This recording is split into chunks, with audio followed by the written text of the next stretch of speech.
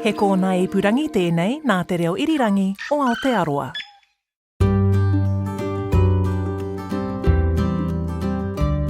Kia ora, and a very warm welcome to the Kākāpō Files from RNZ. Ko Alison Ballance aho. In episode 9, I'm bringing a short news update directly from Whenua Hou, Codfish Island, where the sun is shining and the korimako, the bellbirds, are in full voice around the hut. Whenua Hou is one of 3 kakapo breeding islands for our favourite giant flightless parrot, and it's definitely nesting time on all of them. Doc's Kākāpō recovery team is as busy as the birds, but I've managed to corner technical advisor Daryl Eason for a quick update. So kia ora, Daryl. I have grabbed you in between you rushing around. I know you're about to head up the hill. So very quickly, what's happening in terms of kakapo matings now in the breeding season? It's starting to slow down. We're towards the end of it. I think we've only got 1 on anchor to go of the adult females, 2 on Te Kākāpō and about 6 on Whenua Hou. So they're probably going to come through in the next couple of weeks. And how many nests? I realise this changes by the minute, but where are we at today? It sure does, but as of today, we've got 48 nests so far, which is amazing. And would you believe 153 eggs? Wow. But I bet by tonight that's probably changed. Oh, it will be. We know on Whenua Hou we'll be looking into Weherua o Te Pō's nest, and she will hopefully have eggs confirmed. There's probably more nests to be looking in at anchor during the day or tonight as well. I see from the fridge door that they found eggs in Onga Onga's nest. I know, that's amazing, isn't it? She's just a few days short of her 4th hatch day, so that's the youngest female kakapo we've known to breed. Yeah, she's got 2 eggs, so that's awesome. Also possibly Matilda, looks like she might be nesting too, so that's something we'll find out in the next few days. So you can tell that by her activity? That's right, so the daily activity is declining quite rapidly at the moment. Wonderful. Now of those 153 eggs, what kind of state are they all in? The most important thing that we're interested in is how many fertile ones there are, and there's 55. 8 of them have early dead embryos. That's quite a normal thing for kakapo egg. We normally expect 18 to 20% of early embryo deaths. That's kind of like in humans, miscarriage in the first trimester. There's 47 infertile so far, and that's pretty standard. We kind of expect around about 40 to 50% infertile. So listener Spencer wrote in to say that he was curious that there seemed to be a higher percentage of fertile eggs on Pukenui Anchor Island than here on Whenua Hou. Can you read anything into that yet? I don't think so at the moment. I think that they've just checked a lot more eggs on Pukenui at the moment. They're a bit ahead of Whenua Hou, so we'll be checking more eggs in the near future. There's still 37 eggs that are too early to tell the viability status. Looking ahead, when do you think the first chicks might hatch? Tiferi on the 15th, Huhu on Whenua Hou on the 17th, Esperance on the 18th, and then Dusky might be hatching Ninihi's first egg on the 18th on Te Kākāpō. So they've shuffled the fertile eggs around a bit on Te Kākāpō. Yes, because we had, 9 nesting females and 7 we checked for fertility, and there were only 2 clutches fertile. 1 early dead embryo and 1 infertile of those 7 eggs. So 5 of them have fertile eggs at the moment, and we'll probably shuffle a couple over from Pukenui next week, maybe. Oh, interesting. So there's a lot of eggs on the move, including here on Whenua Hou, where the rangers have been going out at night. Yeah, we're sort of bringing in the fertile eggs because on Whenua Hou there's a huge seabird population, like in the hundreds of thousands.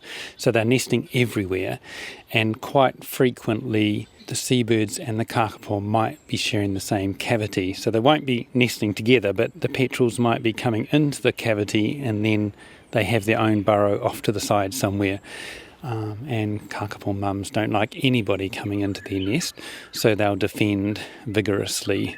And so there can be fights between kakapo and petrels, and that can often cause eggs to get knocked around and damaged, cracked or broken.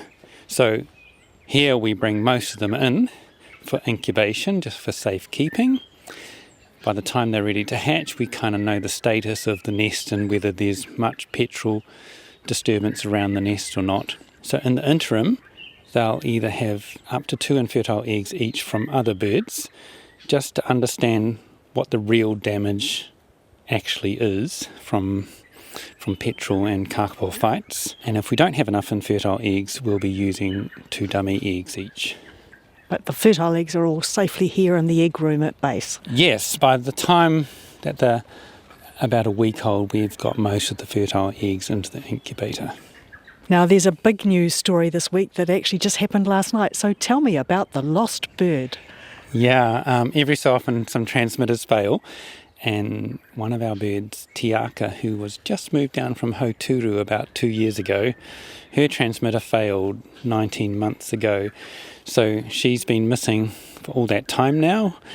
And we noticed that a bird who doesn't have a transmitter was feeding it 2 Meki's hopper. Those hoppers record who the bird is, their transmitter number.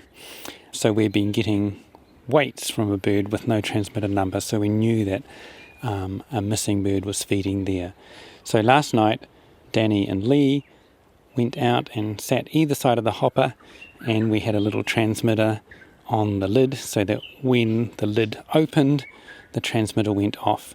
And so I think about 10:30 last night, there she was, and they snuck in from either side and managed to catch her. Fabulous, and put a functioning transmitter on her, so now we know where she is. That's right.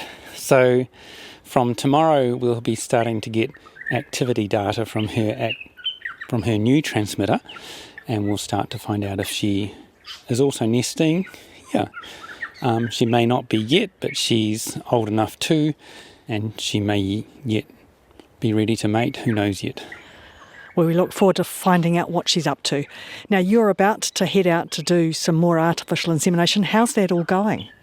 Really well so far. I'm really pleased with the progress. We've done 17 so far. Suzanne is on my schedule today. If all goes well, I'm going to aim for Joe, but he can be a bit difficult. But he's a brilliant match with Suzanne. If not Joe, well, I'll try Luke as a backup. So we'll see how that goes. But first of all, we've got to see if we can catch Suzanne and that she's not roosting high in a tree. As they are prone to do. They don't make your life easy, do they? No, they don't. Now, just as a bit of a standout, Andrew Digby on his Blue Sky account put out a message about Waikawa. What's Waikawa's record? Waikawa's just amazing in that she always lays 4 egg clutches, and all of her eggs have been fertile. So this year is her 4th breeding season, and each time she's had 4 fertile eggs, and 5 clutches all up, because in 2019 she laid 2 4-egg fertile clutches. That's the best record of any bird for number of eggs laid and fertility. Wow, go Waikawa. Yeah, she's doing really well. She's had a few early dead embryos in amongst that total, but she's still done very well. Wonderful. Well, time for you to head up the hill. Really appreciate talking to you this morning, and good luck. Thank you. Yeah. Thanks, Daryl. And that's the Kākāpō Files for this week. Many thanks to Doc's Kākāpō Recovery Program for supporting the podcast and my trip here to Whenua Hou. I'll be bringing you some field bulletins over the next few weeks. In the meantime, Kākāpō Recovery updates the fridge door every Friday on their Facebook page. And Rakiora's Nest Cam is beaming in 24/7. Just search for Kākāpō Cam online. This episode of the Kākāpō Files was produced by me, Alison Ballance, with the support of Claire Concannon from RNZ's Our Changing World. Sound engineer was William Saunders.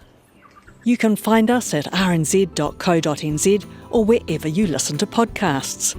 Don't forget you can email us your questions at kākāpō@rnz.co.nz. Have a great week and catch you next time. Mā te wā.